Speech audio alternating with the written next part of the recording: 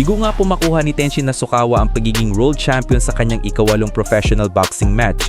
Sa halip, natikman niya ang kauna-unahang talo sa kanyang career matapos siyang mabigo kontra sa kapatid ding Naoya Inoue na si Takuma Inoue via unanimous decision. Lumabas ang official scorecards na 117, 111 at 116, 112 pabor kay Takuma. Dikit-dikit sanang laban dahil ipinakita rin ni Nasukawa ang kanyang tapang atibay pero malinaw na lamang sa diskarte at punto si Takuma. Dahil dito, muling naging world champion si Takuma matapos niyang masungkit ang bakanting WBC Bantamweight World Title. Umangat din ang record na ngayong sa 21 wins kasamang 5 knockouts at 2 talo lamang. Buong-buo naman ang suporta ng Japanese Monster sa kanya, lalo target ni Takuma na sundan ng yapak ng kanyang kuya bilang undisputed Bantamweight champion. Sa kabilang usapan, pinagpipistahan ngayon ng mga fans ang potensyal na laban, Jesse Bam Rodriguez versus Naoya Inoue. Maraming nagsasabing dapat magtapat ng dalawang ito dahil pareho silang nasa pound for pound elite. Minsan nang tinanong si Bam Rodriguez kung handa ba siyang humarap kay The Monster Inoue. Ang sagot niya noon, hindi pa panaon. Nasa super flyweight pa lang daw siya, samantalang si Inoue ay nasa super bantamweight na. Kailangan muna raw niyang dumaan sa bantamweight bago mag-level up sa super bantam. Samantala may mga ulat na nagbabalak ng umakyat si Inoue sa featherweight division matapos ang laban niya kay Junto Nakatani sa susunod na taon.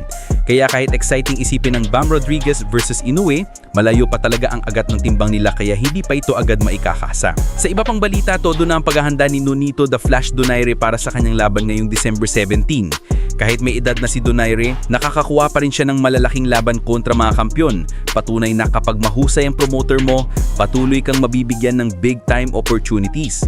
At sa laban niyang ito kay Satoshi Shizumi nakataya ang WBA Bantamweight title. Kaya abangan natin ang pagbabalik aksyon ni The Flash.